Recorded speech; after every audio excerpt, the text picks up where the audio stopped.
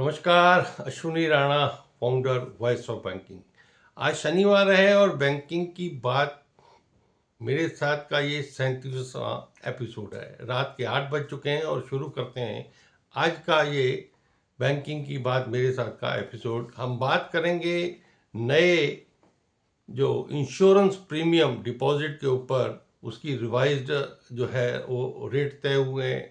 फिर आरबीआई ने miss selling के ऊपर बात की है, लीड बैंक स्कीम के ऊपर बात की है, रिकवरी एजेंट्स के ऊपर बात की है और बैंकों के कर्मचारियों अधिकारियों के मिलने वाले पीएलआई के ऊपर क्या घमासान मचा है, इन सभी विषयों पे बात करेंगे। तो सबसे पहला विषय है कि रिवाइज डिपॉजिट इंश्योरेंस प्रीमियम जो है नॉर्म्स तय किए हैं डिपॉजिट इंश्योरेंस गारंटी कॉरपोरेशन ने। अभी तक क्या होता था कि जो ग्राहकों का डिपॉजिट है वो 5 लाख रुपए तक इंश्योरेंस होता है। उस इंश्योरेंस के बदले बैंकों को इस क्रेडिट गारंटी कॉरपोरेशन को कुछ प्रीमियम देना पड़ता है। 100 रुपए के पीछे 12 पैसे का प्रीमियम अभी तक बैंक देते थे, लेकिन अभी कॉरपोरेशन का और रिजर्व बैंक का कहना है कि सभी बैंकों से एक जैसा प्रीमियम नहीं लिया जाएगा। उनकी सेहत के हिसाब से कि बैंकों की सेहत कैसी है उसके कुछ नॉर्म तय किए हैं, उसके हिसाब से लिया जाएगा। और उसके लिए बैंकों को 3 श्रेणियों में रखा गया है, टायर 1, टायर 2, टायर 3। टायर 1 में सारे शेड्यूल कमर्शियल बैंक हैं, टायर 2 में आरआरबी और कोऑपरेटिव बैंक है, टायर 3 में लोकल एरिया पेमेंट बैंक्स और जितने भी कोऑपरेटिव बैंक हैं उनको इस श्रेणी में रखा गया है। और उसके लिए ये क्या क्राइटेरिया रहेंगे, उनके 6 क्राइटेरिया के आधार पर उनके प्रीमियम को तय किया गया है। कैपिटल एडिक्वेसी कैसी होगी, एसेट क्वालिटी कैसी होगी, मैनेजमेंट का जो साउंड्स है वो कैसा है, अर्निंग कैपेसिटी कैसी है, लिक्विडिटी कैसी है, सेंसिटिवनेस और मार्केट रिस्क कैसा है। तो इन सभी 6 मुद्दों के ऊपर उनका प्रीमियम तय किया जाएगा।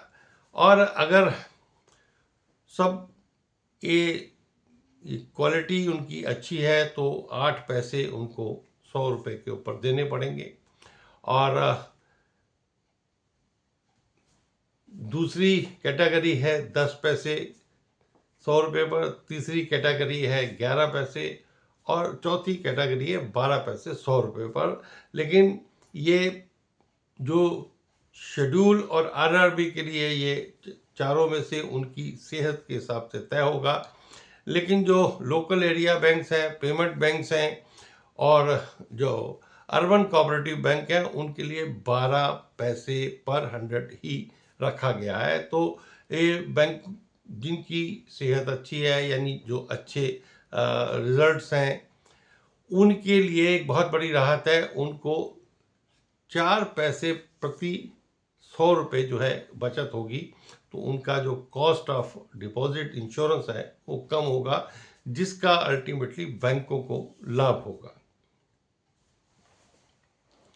दूसरा बिंदु है कि रिजर्व बैंक ने मिस सेलिंग के ऊपर बैंकों को निर्देश जारी किए हैं। जी हाँ, मिस सेलिंग मतलब बैंक अभी तक जो दूसरे फाइनेंशियल इंस्टीट्यूशंस के या दूसरे इंश्योरेंस कंपनी के, म्यूचुअल फंड के जो प्रोडक्ट सेल करते थे उसके ऊपर बहुत सारी शिकायतें थी कि ग्राहकों को ज़बरदस्ती वो प्रोडक्ट बेच दिए जाते थे उनकी सहमति के बिना भी।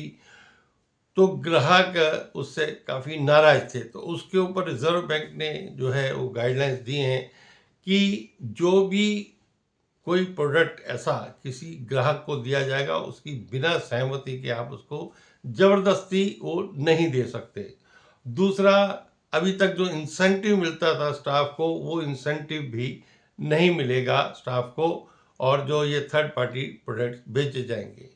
और इनको बेचने के लिए जो डायरेक्ट सेलिंग एजेंट बैंकों ने बना रखे हैं उनको भी हिदायत दी गई है कि वो ग्राहकों को एक निश्चित समय सीमा पर ही उनको कांटेक्ट करेंगे या फ़ोन करेंगे, यानी सुबह 9 बजे से और शाम के 6 बजे तक ही ग्राहकों को वो कांटेक्ट कर सकते हैं। ये नहीं कि कभी भी वो दिन में रात में उनको फ़ोन कॉल कर सकते हैं।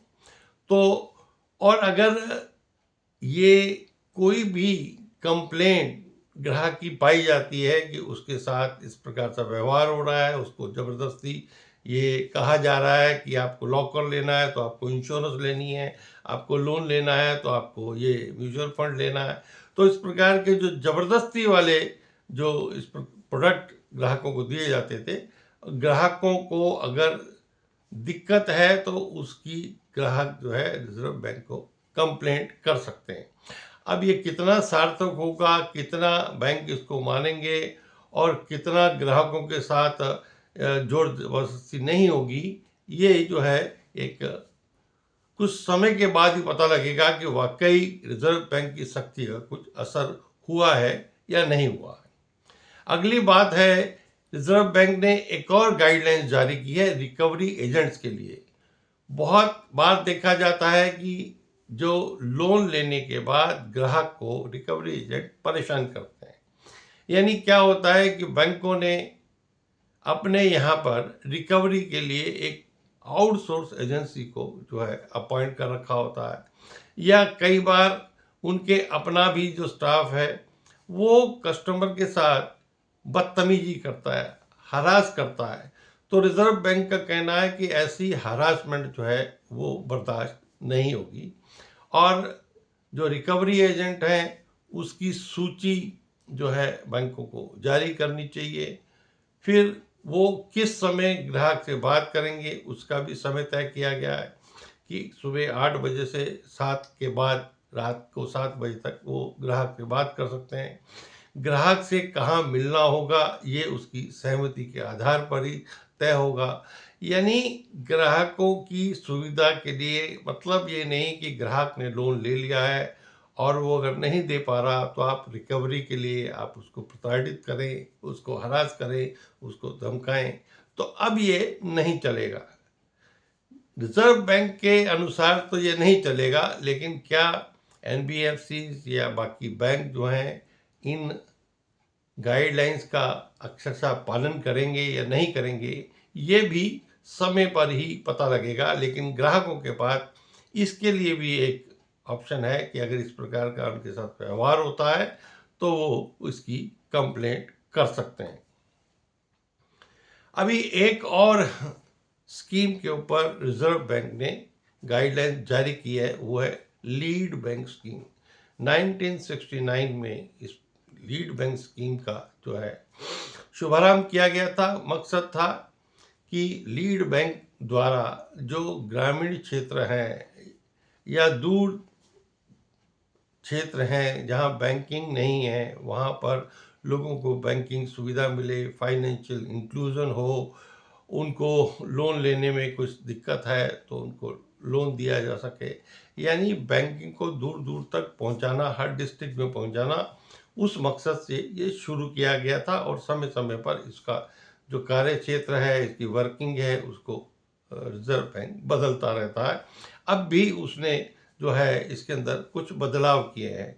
अभी तक क्या होता था कि कहीं पर भी जो लोन लेने के लिए जो ग्राहक है, जो क्रेडिट लेना चाहता है, उसको नो ड्यूज सर्टिफिकेट बैंकों से लाना पड़ता था। यानी छोटा गांव है और वहाँ 4 या 5 हैं, बैंक तो हर बैंक से उसको नो ड्यूज कि हमने कोई लोन नहीं ले रखा, ऐसा एक सर्टिफिकेट लाना पड़ता था, जिसको अभी इस लीड बैंक स्कीम में समाप्त किया गया है कि उसको इस प्रकार के सर्टिफिकेट की जरूरत नहीं होगी, लेकिन बैंक जो है अपने तरीके से वो जानकारी ले सकता है।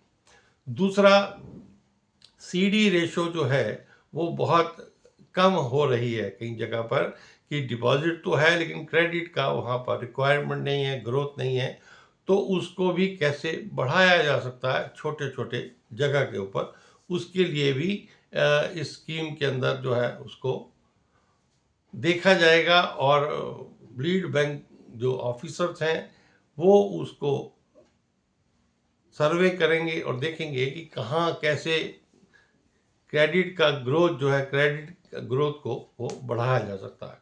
दूसरा, लीड बैंक ऑफिस में एक एक ऑफिसर डेडिकेटेड आईटी से रहेगा, क्योंकि अभी बहुत सारी जानकारी आईटी रिलेटेड ही रहती है, यानी डाटा वो उस सिस्टम से ही जनरेट होता है और सेंटर में पहुंचता है, और उसके आधार पर ही बैंकों में बहुत सारे निर्णय रिजर्व बैंक द्वारा भी लिए जाते हैं।